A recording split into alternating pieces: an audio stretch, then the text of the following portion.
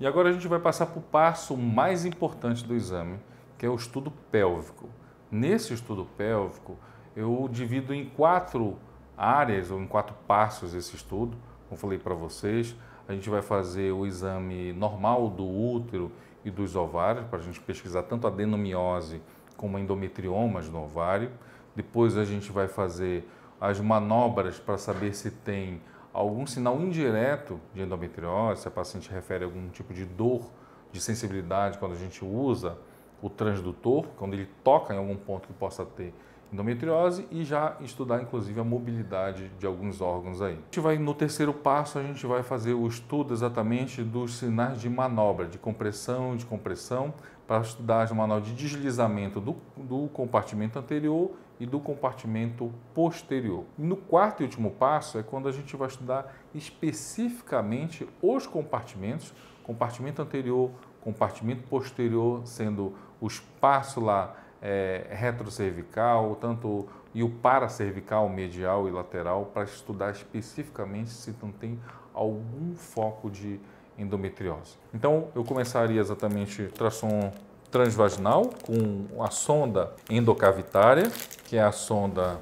que tem uma frequência intermediária entre o linear e o convexo, mas que tem esse aspecto anatômico para a gente fazer ultrassom de próstata no homem transretal e na mulher transvaginal. A gente coloca aqui. Uma outra coisa muito importante que eu sempre falo, lembra que o ultrassom de mapeamento é um ultrassom mais especializado, que ele demora um pouquinho mais do que uma ultrassonografia transvaginal comum. Então, pelo fato de demorar um pouquinho mais, ser um estudo mais detalhado, é muito importante, eu sempre falo isso nas minhas aulas, nos meus cursos de ultrassom, para os meus alunos. Eu tenho 16 anos fazendo isso daqui e não tenho uma lesão, nunca tive uma lesão por esforço repetitivo. Isso tem uma única razão. Eu sempre me preocupei com a ergonomia da maneira como eu trabalhava. Então, vocês estão percebendo que eu estou sentado com os joelhos flexionados em 90 graus, bem fixo, a altura do meu assento está adequada. O meu olhar, a tela aqui, ó, ela não pode estar acima para eu trabalhar em extensão, ela não pode estar abaixo para eu não trabalhar em flexão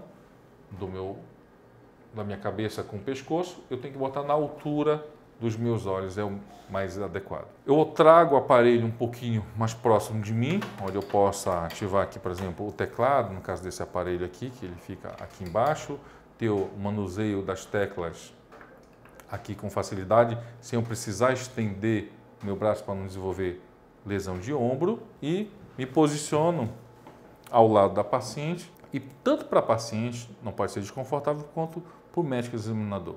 No caso do ultrassom transvaginal, eu sempre, para ajudar, inclusive para o estudo do compartimento posterior, onde a sonda ela vai ter que estar mais direcionada, mais angulada para a parte posterior, eu normalmente às vezes uso um coxim, como aqui no caso eu vou usar simplesmente um travesseiro. Vou pedir para a paciente, você levanta por favor, eu vou colocar aqui esse coxim, e aí a pelve dela fica um pouco mais elevada. Vou colocar o aparelho bem devagarzinho, se algumas coisas ali incomodar você me avisa, tá ok? E aí eu vou colocar o aparelho, lembrando que eu não posso ficar com o meu ombro muito assim, senão isso vai me cansar, tá? Então o ideal é que eu fique quanto mais próximo da paciente, que a minha mão é que eleve aqui, exatamente, e vocês veem que o meu ombro esquerdo, que eu estou trabalhando na máquina, está totalmente relaxado. Baixar só um pouquinho mais, está na minha visão e pronto. Eu estou numa posição confortável para trabalhar para um exame que demora um pouquinho mais, e exatamente eu estou de frente para o paciente. Aqui eu posso explicar para ela a situação. Eu gosto muito de fazer exame conversando, explicando para a paciente. Ela enxerga o exame lá na tela, caso eu precise explicar para ela, e tenho a visualização de cima dos meus olhos, comando aqui no limite do meu braço e o manuseio da sonda aqui. Então, a gente introduz o aparelho